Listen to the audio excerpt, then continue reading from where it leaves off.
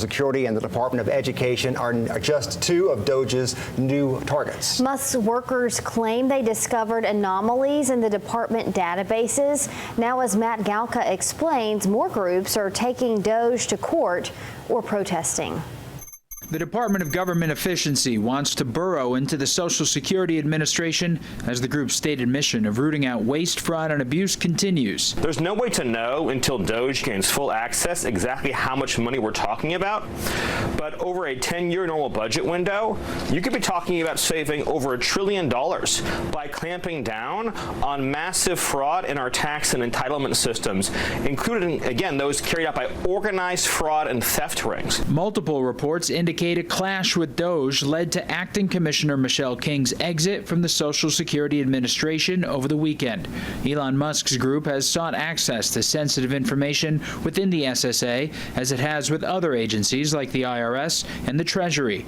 Musk has also repeatedly claimed massive fraud within Social Security benefits, posting a database chart with age ranges from 0 to 369.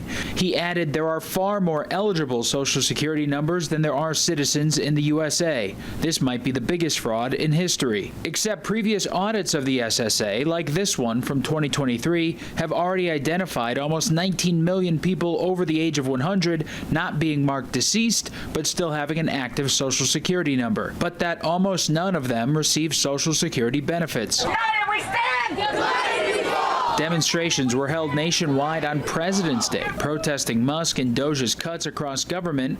Democrats are limited in pushback to demonstrations and court cases. This is extremely concerning. What will they do with that information? It is the biggest data breach ever. DOGE's website claims it saved the American taxpayer $55 billion through things like dismantling agencies and canceling contracts. But it's unclear right now what that $55 billion will go to instead. Reporting in Washington, I'm Matt Gelka. Elon Musk's department has Capitol Hill divided. U.S. Representative from Tennessee Tim Burchett says Republican lawmakers need to take action soon to keep Musk's changes in place. Everything that is being done has to be done through executive order, and that is through Trump.